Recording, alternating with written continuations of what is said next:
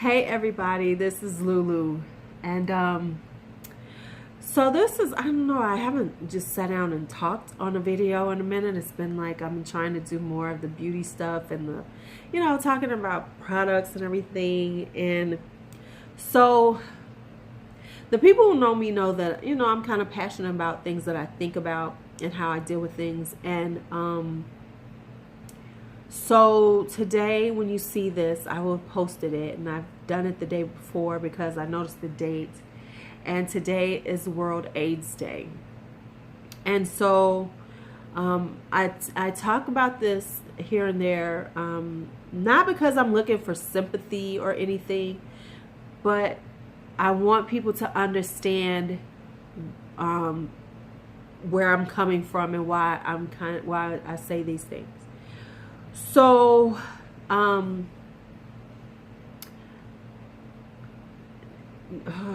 do I start? Because I'm so used to doing, when I've talked about this before, I've done it on live videos, I've done it on Periscope, I've done it on Facebook.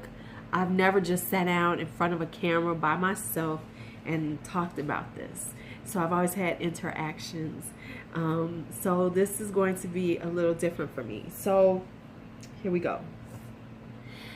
I put this up on World AIDS Day because I think it's important that people understand that you must take care of yourself, and you must know your status, and you must get tested in this world of HIV and hepatitis C and all these things that are rampant in our world.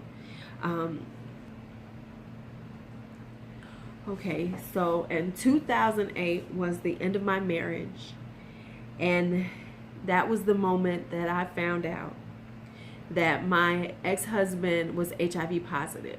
And not only was he HIV positive, but he had been HIV positive since the day I had met him, and he had been lying about his status. I know people wonder how that happened and why I didn't, because I was naive and I was innocent and I was trusting. I wasn't innocent as a person, but I was innocent of, really pushing for those type of things, really asking, making sure I knew the right questions. And so when he told me he was HIV negative, I believed him. And my ex-husband had chronic illnesses. He was a hemophiliac. So I was very involved in part of his medical work history. But what I didn't know, I knew a whole batch of doctors of his, but what I didn't know was there was a whole nother set of doctors that he was dealing with. And so the reason why I came out is because, at the end of things, at the end of marriage, I really wanted us to part because we were already partying. We weren't getting along. It wasn't working out. It was time for us to break up. But I wanted us to break up in a way that was like more amicable. I thought maybe even though that we might not make it together, we could still be friends but he didn't have that same idea. And so he was treating me very, very shabby and very poorly. It was like once we were breaking up, he was done with me, and he was doing all kinds of crazy things that didn't make sense. And so one day I was walking past a dresser that his clothes were in, and it was a drawer was open. I probably walked past that dresser so many times and never even looked at it. But then all of a sudden a voice in my head said, you need to look at that medication that's there. Now my ex-husband had all kinds of medication because, like I said, he had chronic illnesses. And I picked up the one of the bottles, and I looked at it and I read it, and then I saw protease inhibitor. And something about those two words rang in my head, and it said, go Google it. So I went and looked it up, and what it said was that these were medications that were used for HIV, HIV, it was an HIV medication. So I called my husband at the time, and I asked him on the phone, I was like, are you HIV positive? Because at that moment, I'm like, my gut is like, what the fuck? And he said, no. What are you talking about? So I told him I saw this medication, and then he explained it away, said that they used it for, it was experimental. They were using it for something else that was wrong with him, and yada, yada, yada. And I said, okay. But things were getting worse, and that was gnawing on me. So a few weeks later, I went and I called his doctors. Now let me understand. Let me tell you this. I had just seen some things that my husband at the time was telling people, which was that we were divorced and that we weren't together anymore. So I called his doctor and I talked to the nurse I knew, and I said, listen, I got some concerns and I think my husband is HIV positive. Tell me this. And then she hesitated, and I said, now let me just tell you this. I said, if he's telling you that we're no longer together and we're divorced, he's lying. I want to know. Now let me explain something to you if you don't know this. HIPAA laws, which are health laws, state that whether you're married or not, a person's doctor does not have to tell you anything about your spouse's illnesses. They don't have to tell you anything without your spouse's consent. So if your spouse that's how a spouse can have a STD and you never know about it, because you could call a doctor, but they can't tell you unless the spouse consents. So she said, hold on, let me call you back. And I was at my best friend's house because, my world was crumbling around me. And as I'm waiting for the phone call, my best friend is calling the public health. And so the lady calls me back and she says, well, I've talked to my ex and he says, he doesn't want us talking to you. She said, go ask him. He said, you need to talk to him. She said, however, but I have the social worker on the phone to talk to you. And at that moment, even though she did not tell me anything, I knew at that moment that my husband was HIV positive. Now, in the meantime, my friend is on the phone and she's talking. And then I tell her, I said, listen, I'm just finding out. I said, public health says you have to tell me as his wife if he is HIV positive. Because, of course, this is a special circumstance. If he's HIV positive, I need to know that. And so she said to me, as I cried on the phone hysterically, go get your marriage license. And I will take you to the doctor that you need to ask that question to. And that is when it was totally clear to me that this man has HIV. Now, let me tell you what happened after that. So I go home. And he comes in the house and comes home indignant. Why did you call my doctors? I told you I don't have HIV. Why did you call them? And I said, because I want to know. So my husband sat in my face and lied to me and said he did not have it. He didn't have it. And I'm still questioning it. And I didn't tell him anything. I said, okay. But in my heart, I knew that my husband had HIV, and I'm trying to figure out, where did he get it? We've been together for 9 years. Where did this come from? And so then it all came. This is about end of April when this is happening.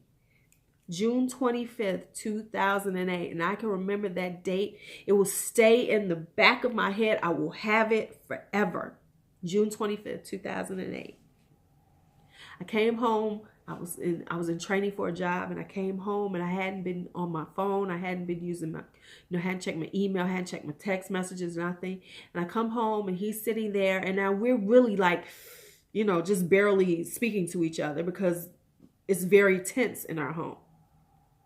And I come home and I go on my email and I found an email from an anonymous person. And they said, and it was not just to me, it was addressed to all kinds of people that my husband knew. And it said, this man is a liar. He is not telling the truth. His wife doesn't know that he has HIV, and she needs to know, and somebody needs to tell her the truth because he's lying to her. And so I looked over at my husband at the time and I said, so how's your date going? And he was like, okay. I said, okay. I said, check your email. And I forwarded him the email. And then I walked away. Let him get on the computer. So I gave him a few minutes to read it, went in the other room. And then I came back. And I could tell that he read it because he had this look in his eye like, oh, what the hell? And so I looked at him and I said, so you want to tell me the truth? And he was like, I don't have HIV. So now at this point, my husband has lied to me 3 times. 3 times he lied to me and said he didn't have HIV. And then I looked at him and I said, now let me just tell you the truth. I called public health already. And they told me all I have to do is pull our marriage license and go to your doctors, and they will have to tell me if you have it or not. So now you're going to tell me if you have HIV or not. And that's that moment, my husband looked at me and said, I have HIV. And it's been years. We're 2017. It's now 9 years. I can still remember that moment, like if it's happening again. And then I looked at him and I said, do you have anything else to fucking tell me? And he looked at me and said, I've got hepatitis C also. And I didn't even know that I was already knew. I was kind of prepared for HIV, but I was like, what?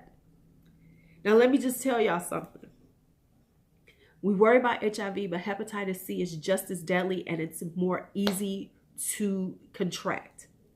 So what I found, and he had it from the day I had met him. It wasn't like he got it along the way or he cheated on me and got it from some woman. This man that I loved and I trusted and gave my heart to and had my children with him had been HIV and hepatitis C positive since the moment I met him and never, ever told me.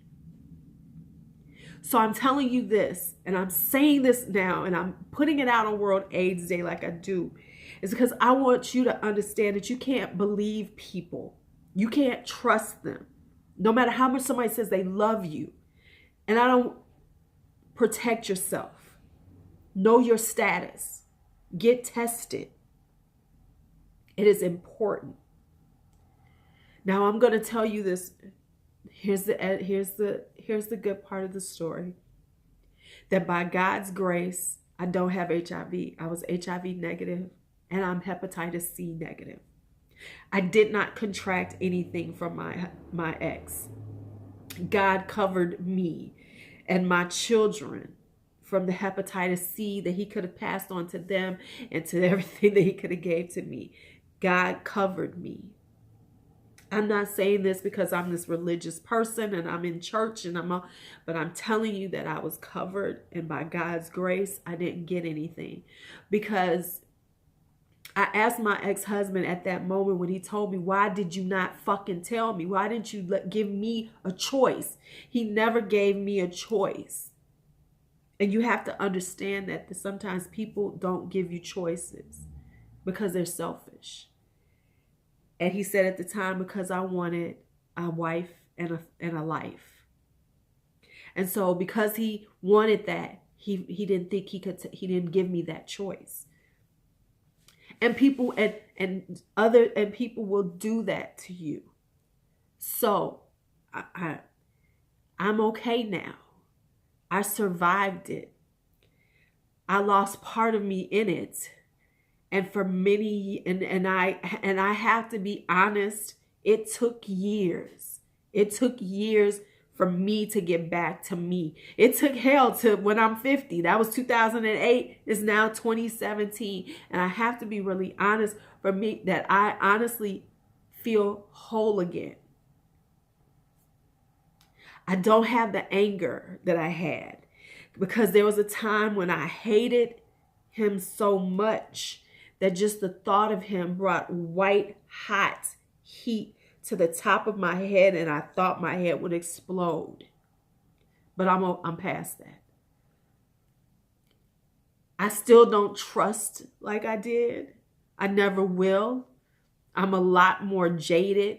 I've lost that belief that people were honest and they told the truth and were honest in their dealings with people. I understand better that they're not, because that's how I roll. Not everybody does. And even if they love you, they might not love you enough to truly protect you and take care of you. And it's no fault of his. It's no fault. I don't harbor anymore. I don't harbor ill will, and I don't care anymore. But I do know that it has changed me.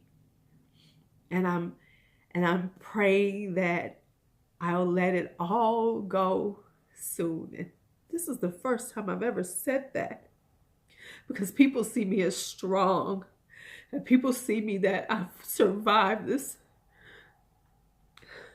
But there's some things that he took away from me, and it wasn't my health, thank God, but he took some of the intangibles that were part of my essence that I'm still not sure I will ever have back. So on World AIDS Day, I want you to take care of yourself. I want you to go get tested. I want you to know your status. And if you know your status, don't do what my ex did to me. Be honest with the people that you meet. Give them the choice that I wasn't given, because it's so important. Sorry, I didn't think I was going to break down and cry. I usually do so much better when I think about this. Bye-bye.